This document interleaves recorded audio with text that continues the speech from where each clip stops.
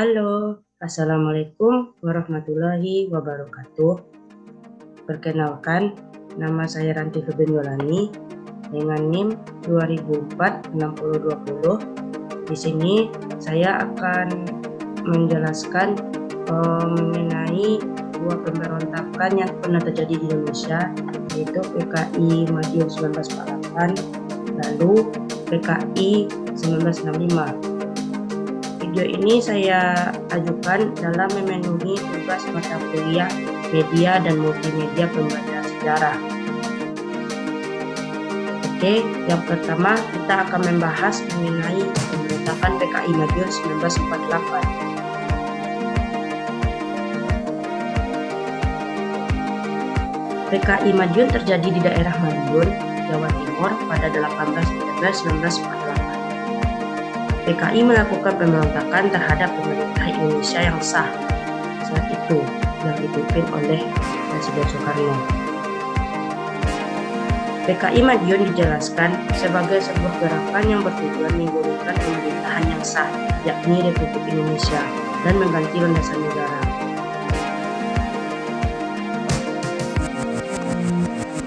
Hal ini dilatar belakangi dengan jatuhnya kekuasaan Amir Syarifuddin karena perjanjian Renville yang sangat menguntungkan Indonesia. Setelah tidak lagi menjadi Perdana Menteri, Amir membentuk Front Demokrasi Rakyat atau FDR yang kemudian bekerjasama dengan organisasi berpaham kiri seperti Partai Komunis Indonesia, Barisan Tani Indonesia atau BTI, Pemuda Sosialis Indonesia, Pesindo, dan lain-lain. Lalu ditunjuknya kabinet baru yaitu Kabinet Hatta dan Hatta sebagai Perdana Menteri baru. Propaganda kekecewaan terhadap Perdana Menteri yang baru yakni Kabinet Hatta membuat programnya itu untuk mengembalikan 100.000 tentara menjadi rakyat biasa dengan alasan penghematan biaya dan mengakibatkan kekecewaan terhadap beberapa tentara yang dikembalikan menjadi rakyat biasa.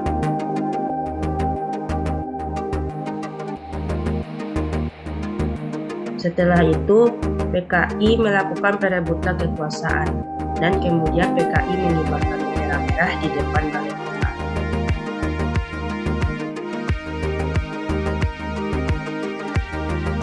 PKI berhasil menduduki tempat-tempat penting di Madiun seperti kantor pos, gedung bank, kantor telepon, dan kantor polisi. Dalam gerakan ini, unit-unit PKI membunuh 2 pegawai pemerintah dan menangkap 4 personel militer.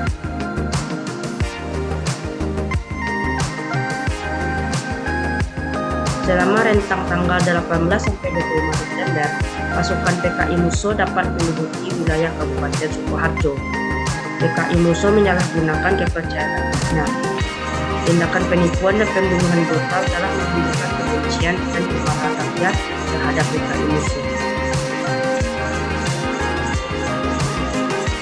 Dengan segera, Presiden memerintahkan ABRI untuk segera memulihkan perdamaian dengan segera menangkap orang-orang yang membahayakan negara dan menyerbu tempat-tempat yang dianggap perlu untuk melaksanakan tugas dengan baik. Maka, Komando Angkatan Bersenjata segera mengangkat Panglima Kolonel Supomo dari Divisi 6 Jawa Timur sebagai Panglima Pertahanan Jawa Timur, bertanggung jawab atas pergerakan pasukan dari bumi. Setelah menerima perintah, Kolonel Supomo segera memerintahkan Brigade S untuk bergerak menuju Madiun. Pasukan yang dikomandani oleh Mayor Tono Sewojo terdiri dari Batalion Sabirin Mukhtar bergerak ke arah Trenggalek dan terus ke Ponorogo. Batalion gabungan yang dikomandani oleh Mayor Sabarudin bergerak melalui Sawahan menuju Dungus dan Madiun. Musuh yang sempat kabur ke wilayah Ponorogo ditembak pada tanggal 31 Oktober 1948 oleh Brigade S yang dikomandoi oleh Kapten Sunandar.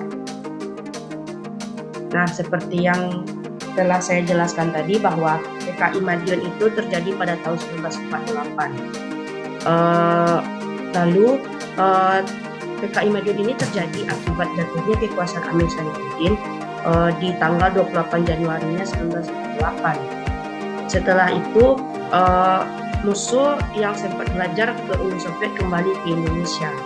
dan mulai mengembangkan paham yang dia pelajari, yaitu paham komunis. Lalu akibat Amir Sadiquddin mengalami kekuasaan mengalami jatuhnya kekuasaan bersama-sama dengan Musso pada tanggal 18 September 1948. Musso dan Amir Sadiquddin sama-sama melakukan pemberontakan PKI di daerah Madiun. Lalu di tanggal 28 Oktobernya 1948 penangkapan dilakukan untuk menangkap Amir dan Musso.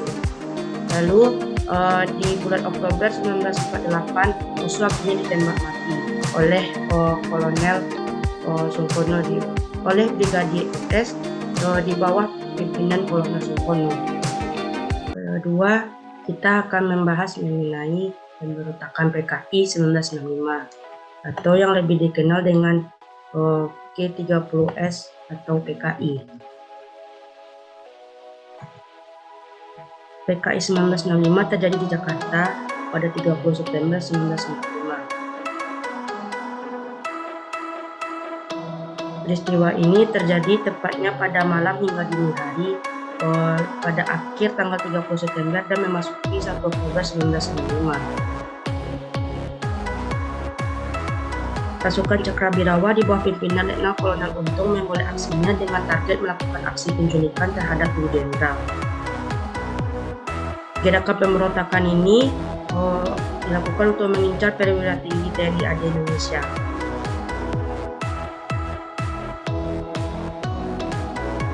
Oktober 1965, pasukan Cakrawirawa bergerak dari lapangan udara menuju Jakarta daerah selatan dan melakukan penculikan terhadap jenderal.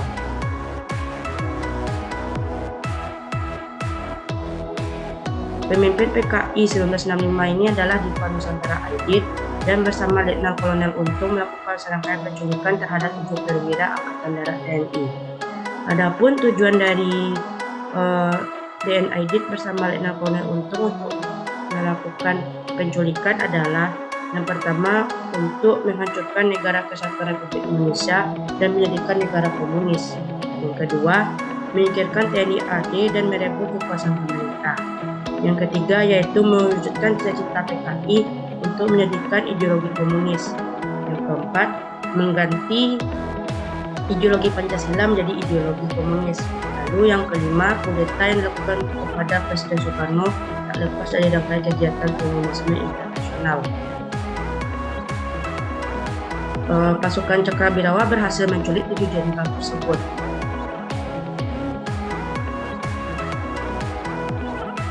Adapun 7 jenderal tersebut adalah Ahmad Yani, MT Haryono, Y.I. Panjaitan yang langsung dibunuh oleh PKI di rumah masing-masing. Sementara Suprapto, S. Parman, dan Sutoyo ditangkap hidup-hidup dan kemudian disiksa dan dibunuh oleh PKI. Lalu satu orang lagi yaitu ajudan dari Kolonel Abdul Haris Nasution, yaitu Letu PA Tenjayan yang juga ikut menjadi korban dalam kekerasan PKI tersebut. Jenazah para korban lalu dimasukkan ke dalam sumur tua di daerah Lubang Buaya, Jakarta. Operasi untuk penumpasan G30S PKI ini dimulai pada sore hari pada tanggal 1 Oktober 1965. Pada tanggal 2 Oktober, Halim Perdana Kusuma yang menjadi markas besar PKI diserang oleh unit RPKAD di bawah pimpinan Komando Kolonel Sarwo Edi Wibowo atas perintah Mayor Jenderal Soeharto. Pada hari Minggu tanggal 3 Oktober 1965, pasukan RPKAD yang dipimpin oleh Mayor C.I. Santoso berhasil menguasai wilayah Lubang Buaya. Setelah perburuan agen TNI AD diintensifkan dan atas perintah Kompol Sudirman, tahanan G30S PKI berhasil melarikan diri dan diperoleh informasi bahwa agen tersebut adalah anggota TNI AD yang didatangkan dari Lubang Buaya. Karena daerah itu diselidiki secara intensif, lokasi para petugas yang diculik dan dibunuh akhirnya ditemukan pada 3 Oktober 1965. Jenazah para petugas ditempatkan di sebuah lubang bergua dengan diameter dan kedalaman sekitar 12 meter yang dikenal sebagai sumur lubang buaya. Pada tanggal 4 Oktober, penggalian lubang buaya dilanjutkan, namun ditunda hingga pada tanggal 13 Oktober dan dilanjutkan kembali oleh pasukan amfibi marinir dan pasukan TNI AD Maijen Soeharto.